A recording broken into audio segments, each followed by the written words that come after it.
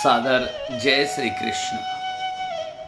आप सभी भक्त वृंदों को, सभी वैष्णवों को और सभी कृष्ण चरणोनुरागी भक्तों को दास की तरफ से सादर जय श्री कृष्ण।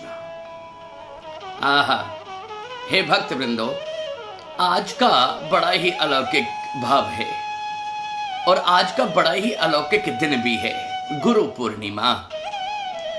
आज का विशेष उत्सव और आज का जो विशेष प्रवचन है, आज का विशेष प्रवचन गुरु पूर्णिमा के ऊपर, और आज का विषय है कि गुरु किसे बनाए। हमसे गुरु चुनने में कोई कोताही ना हो जाए, क्योंकि गुरु की महिमा अपरंपार है। अगर गुरु सर्वोपरि है, क्योंकि वो गुरु ही इस संसार में ऐसा साधन है, हे भक्त वृंदो, जो गोविंद के श्री चरणों का आश्रय जीव को प्रदान कराता है। इसलिए सबसे बड़ा उपयोगी विषय है कि हम गुरु कैसे चुने, किसे चुने और जीवन में गुरु धारण करने की विधि क्या है। सबसे पहले ये दास अपने पूज्य सद्गुरुदेव भगवान के दिव्य चरणों में कोटि कोटि नमन, कोटि कोटि बंदन करता है। शास्त्र कहते हैं, हे वैष्णवों, शास्त्रों का मत है कि गुरुर ब्रह्मा गुरुर विष्णु गुरुर्देवो महेश्वराः गुरुर साक्षात परब्रह्म तस्मै श्री गुरवे नमः। अभी तो इस बात पर भी तर्क है। आज थोड़ा सा गुरु पूर्णिमा विशेष रूप से इस उपलक्ष्य में हम आपको बताएं तो बड़ा ही सहज और बड़ा ही निर्मल भाव है। ये मंत्र हम प्राय बोलते हैं, गुरुर ब्रह्मा गुरुर विष्णु गुरुर्देवो महेश्वरा गुरुर साक्षात परब्रह्म तस्मै श्री गुरवे नमः। क्या अर्थ है इसका? गुरुर ब्रह्मा, लोग कहते हैं कि गुरु वो है जो ब्रह्म है, जो ब्रह्म का स्वरूप है। गुरुर ब्रह्मा गुरुर विष्णु, गुरु वो है जो विष्णु का स्वरूप है, गुरु शंकर का स्वरूप है।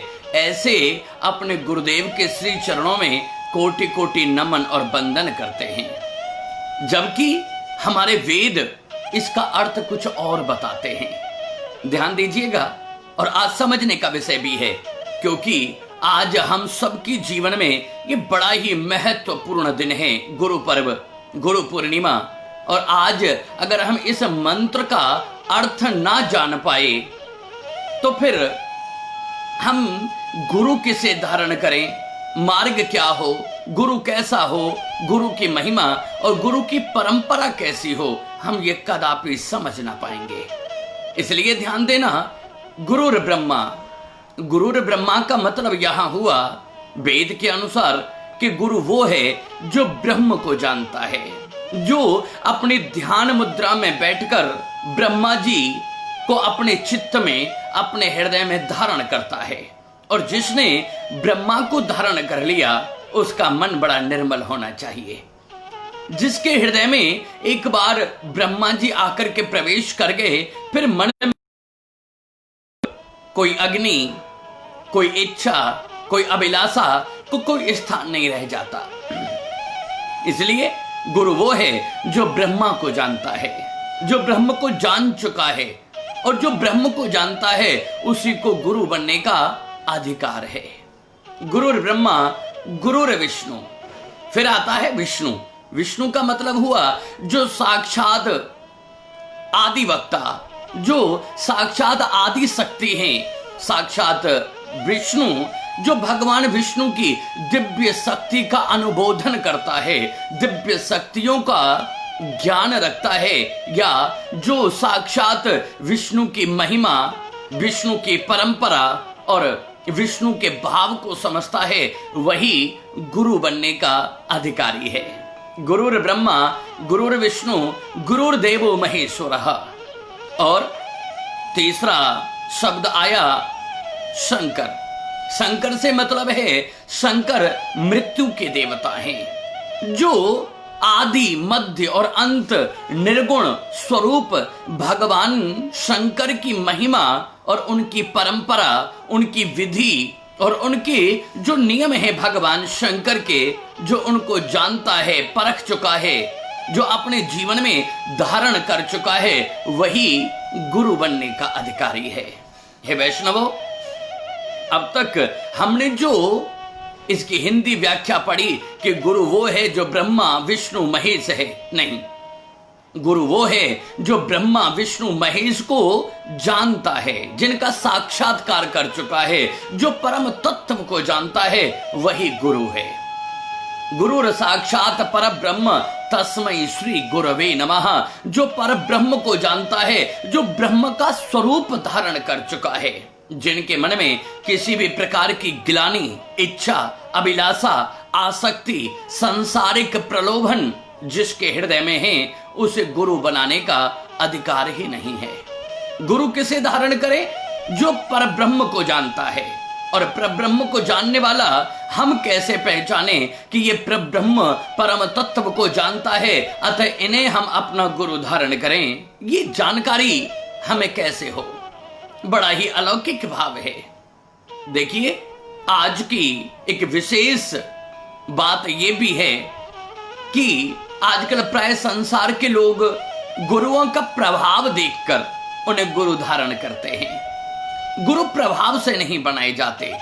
हम देखते हैं कि इनके पास तो बड़े मंत्री आते हैं, बड़े नेता लोग आते हैं, बड़ी भीड़ लगी हुई है। जिनके पास भीड़ लगी हुई है, वो गुरु कहलाने का अधिकार ही नहीं रखता। गुरु का भीड़ से, गुरु का प्रलोभन से कोई औचित्य नहीं, कोई लेना देना ही नहीं होना चाहिए। गुरु वो नहीं है जिसके पास भीड़ आती है, जिसका प्रभाव है। गुरु वो है जिसका स्वभाव सौम्य है। गुरु स्वभाव से बनाए जाते हैं, गुरु प्रभाव से जीवन में कभी भी धारण नहीं किए करने चाहिए और ना किए जाते हैं। हे वैष्णवों, प्रभाव आज है, कल थोड़ी भीड़ कम हो सकती है। प्रभाव घटता और बढ़ता रहता है, इसलिए प्रभाव से कभी गुरु धारण ना करें। गुरु धारण करने की सही विधि है कि आप जिन्हें अपना गुरु धारण करने वाले हैं, उनका स्वभाव कैसा है, आप उनके स्वभाव को परखें, आप उनको जानें। शास्त्र कहते हैं कि गुरु बनाओ जान के और पानी पियो छान के। पानी में अशुद्धियां हैं, आप देख चुके हैं और फिर भी आप पानी पीते हैं, तो फिर ये आपका अपना दोष है कि आपने अशुद्ध जल का पान किया। इसमें जल का कोई दोष नहीं। उसी प्रकार अगर आप गुरु के बारे में जान चुके हैं, आप गुरु को पहचान चुके हैं कि उनके अंदर ब्रह्म तत्व है, वो ज्ञानी हैं, वो मार्गदर्शन करने में सक्षम हैं, वो अच्छी बातें बताते हैं और वो ठाकुर जी के दिव्य चरणों तक पहुंचाने की सामर्थ्य रखते हैं, उनका स्वभाव ऐसा है, उन्हीं को गुरु बनाएं। एक बात और ध्यान देना, प्रभाव घटता और बढ़ता रहता है, लेकिन जीव का स्वभाव कभी नहीं बदलता। जिसका जैसा स्वभाव है, अगर आपको परखना है तो गुरु के स्वभाव को परखिए, उनके प्रभाव को नहीं। अगर स्वभाव गुरु का सौम्य है, वो त्रिकालदर्शी हैं, वो ठाकुर जी की वार्ता सुनाते हैं, या अपना गुरु मंत्र देने के उपरांत आपको ठाकुर जी के चरणों का आश्रय प्रदान करने की सामर्थ्य अगर गुरु के अंदर है, तो वही गुरु बनने का अधिकारी है। स्वभाव देख करके चयन करें। आजकल मुझे कहना नहीं चाहिए, हम प्रभाव देख करके गुरु धारण करते हैं और आजकल गुरुओं की भी बड़ी दुर्गति है। गुरु ऐसे ना बनाएं। स्वभाव देखेंगे तो ही गुरु उच्च कोटि का बनेगा, तो ही आपको परम तत्व की प्राप्ति होगी।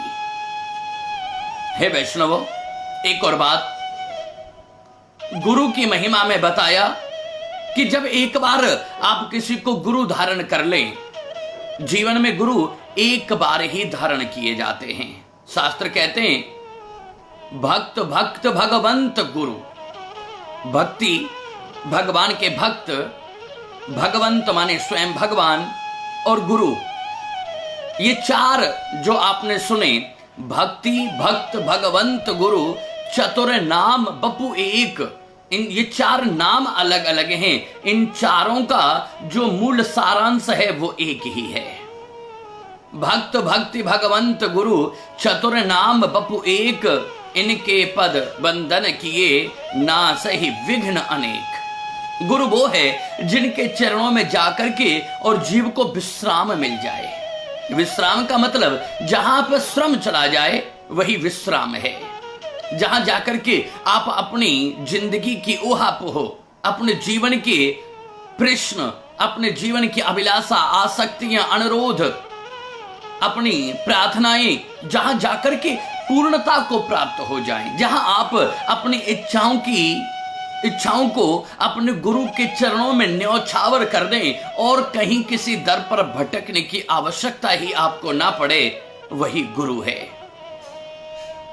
और गुरु का उद्देश्य क्या है? गुरु का उद्देश्य भी केवल एक है कि गोविंद के चरणों तक पहुंचा देना।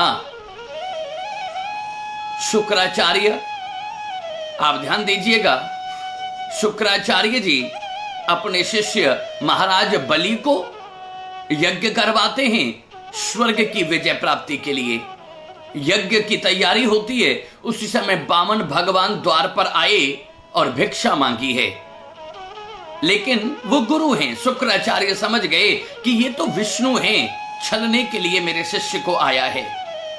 गुरुदेव शुक्राचार्य कहते हैं, हे महाराज बलि, ये जो ब्राह्मण बन के तुमसे भिक्षा याचना करने आया है, ये तुम्हें छलने आया है, ये तो साक्षात विष्णु है।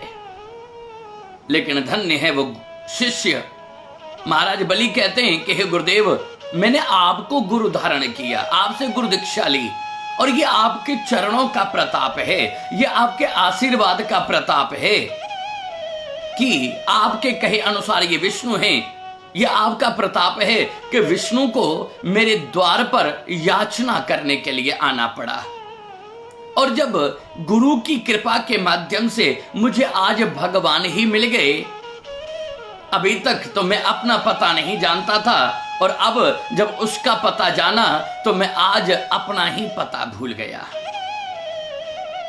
जब भगवान की प्राप्ति गुरु के माध्यम से हो जाए तो फिर किसी गुरु की आवश्यकता नहीं, फिर गुरु का दायित्व वहां पूर्ण होता है। गुरु वो है जो अपने शिष्य को गोविंद के चरणों तक पहुंचा दे, और ये गुरु की जिम्मेवारी है, ये गुरु का नियम है, ये गुरु की परंपरा है, जो अपने शिष्य को भगवान के आश्रय में पहुंचा करके और भगवान का साक्षात्कार करा दे।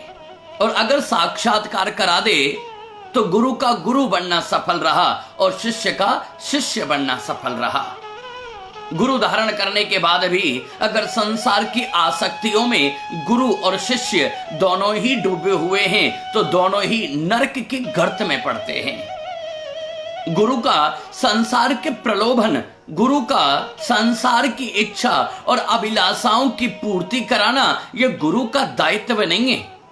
जीवन में दुख आना, जीवन में सुख आना, हान लाभ जीवन मरण, यश अपयश विधि हाथ, ये सब तो विधि के हाथ में है। ये गुरु का काम नहीं है कि हान हो रही है तो लाभ करा दे, जन्म हो रहा है तो मृत्यु करा दे, मृत्यु है तो जीवंत करा दे, सम्मान नहीं है तो सम्मान प्राप्त करा दे। ये संसार की लौकिक वासनाओं की पूर्ति करने के लिए हे वैष्णवो गुरु कभी नहीं होता। गुरु वो है जो इन संसार की आसक्तियों से अपने शिष्य को छुड़ाकर और भगवान के चरणों का दास बना दे। गुरु वो है जो अंधकार से निकालकर तेज पुंज प्रकाश के दिव्य ठाकुर जी के श्री चरण हैं, भगवान के जो चरण हैं वही तेज पुंज है। गुरु वो है जो अंधकार से निकालकर अपने शिष्य को ठाकुर जी के चरणों के रूपी तेज पुंज के समक्ष ले जाकर के न्यौछावर कर दे, वही गुरु है।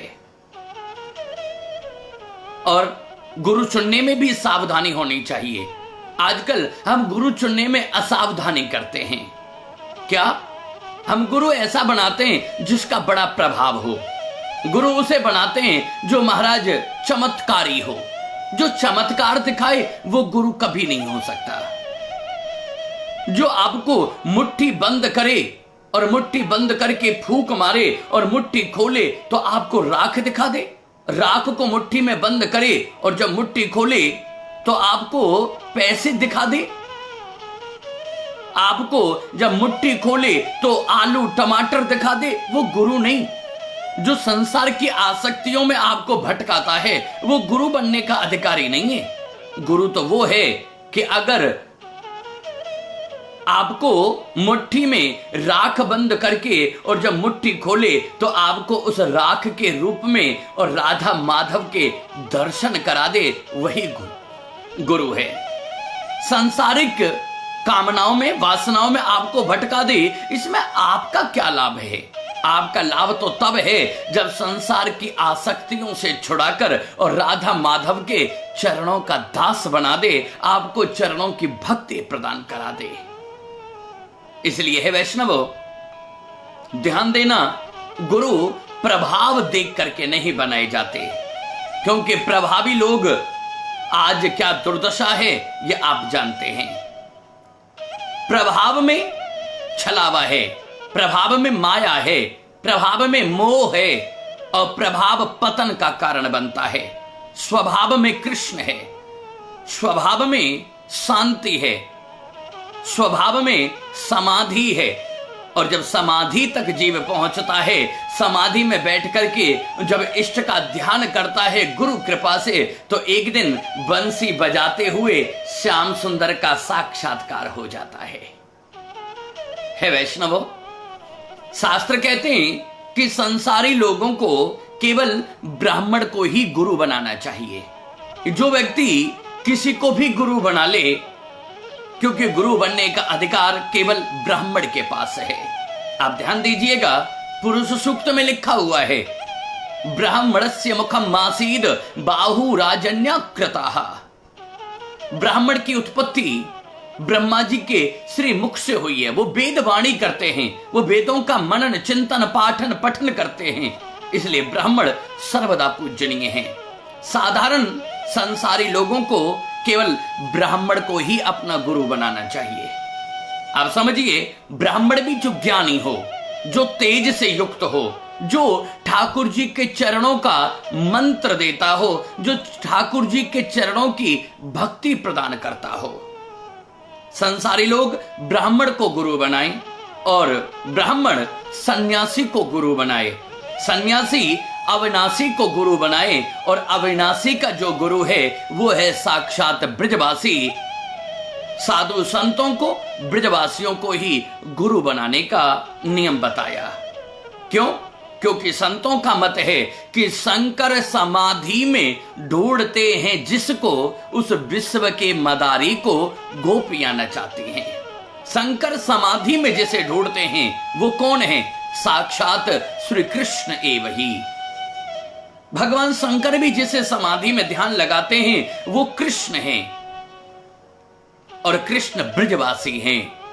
इसलिए सन्यासियों को, ब्रजवासी को ही गुरु बनाना चाहिए। भगवान शंकर स्वयं ब्रजवासियों को अपना गुरु मानते हैं। इसलिए ये गलती मत करना, अन्यत्र किसी को भी गुरु बनाने का विधान है ही नहीं।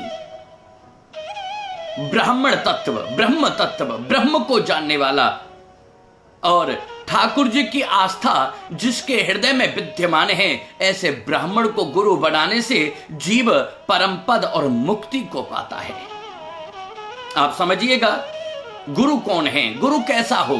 गुरु माने एक गौशाला।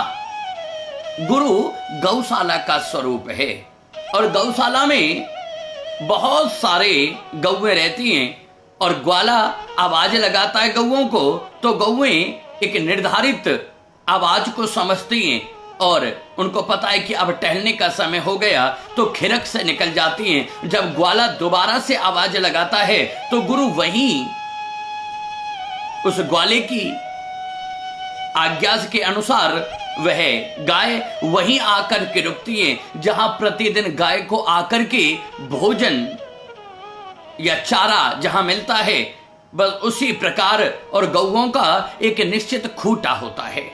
ध्यान देना, गुरु गौशाला है और गौशाला के अंदर जो खूटा है वो खूटा ही कृष्ण है, खूटा कृष्ण है। और वो ग्वाला साक्षात गुरु की वाणी है। गुरु जो आज्ञा करे और एक बाउंड्री के अंदर, भगवान की भक्ति रूपी बाउंड्री के अंदर अपने शिष्य को पालन करे, उनको निर्धारित भगवान की दिव्य वार्ता सुनाए और उन वार्ताओं को सुनकर के जीव उस खूटा रूपी कृष्ण से बंध जाए, वही गुरु बनने का अधिकारी है और वही शिष्य बनकर अपनी मुक्ति का साधन कर लेता है। हे वैष्णवो, अखंड मंडलाकारम व्यापतम येन चराचरम तदपदम दर्शितम येन तस्मै श्री गुरवे नमः। जो इस अखंड ब्रह्मांड में भगवान कृष्ण के दिव्य चरणों की भक्ति को प्रदान कर दे, ऐसे अखंड स्वरूप ब्रह्म तत्व ज्ञानी उस गुरु के श्री चरणों में हम सब बारंबार कोटि कोटि नमन करते हैं। हमारे गुरु की कृपा, मेरे जीवन के आधार मेरे सदगुरुदेव भगवान, जिन्होंने नाम दान देकर के मेरे जीवन को कृतार्थ कर दिया, ऐसे गुरुदेव ब्रज अलंकार, मेरे जीवन आधार, मेरे जीवन सर्वस्व, आज गुरु पूर्णिमा के उपलक्ष्य में मैं अपने पूज्य गुरुदेव के श्री चरणों में बारंबार ढोक, दंडवत और प्रणाम करता हूं और अपने गुरुजी के चरणों में बारंबार प्रार्थना करता हूं कि हे गुरुदेव, मैं आपका शिष्य हूं, केवल मेरा ही उद्धार नहीं, जो भी मुझसे जुड़े हुए हैं सबको परम गति की प्राप्ति हो, सबको कृष्ण चरणों की भक्ति की प्राप्ति हो। आप समस्त संसार के ऊपर अपनी अहेतु की कृपा नित्य प्रति बरसाई रखना। जैसे आप गोकुल गांव में जमुना जी के किनारे पर विराजमान रहते हैं और जैसे जमुना जी संपूर्ण जीवों का उद्धार कर देती है, उसी प्रकार हमारे गुरुदेव प्रत्येक सृष्टि के जीव के ऊपर अपनी अहेतु की कृपा करें, सबको कृष्ण चरणों की भक्ति प्रदान करें और सब परम पद को प्राप्त कर लें, परम तत्व को प्राप्त कर लें और केवल एक ही भाव उनके मन में रहे कि हे प्रभु, मैं आपकी शरण में हूं। हरे कृष्ण कृष्ण कृष्ण हरे हरे, हरे राम राम राम हरे हरे है। हे गुरुदेव, सबके ऊपर कृपा करना। आप सभी वैष्णवों को, सभी शिष्यों को, सभी भक्तों को और सभी भगवान श्री कृष्ण के चरणों के जो दास हैं, उन सभी दासों को इस तुच्छ दास की तरफ से सादर प्रेम से, हृदय से जय श्री कृष्ण।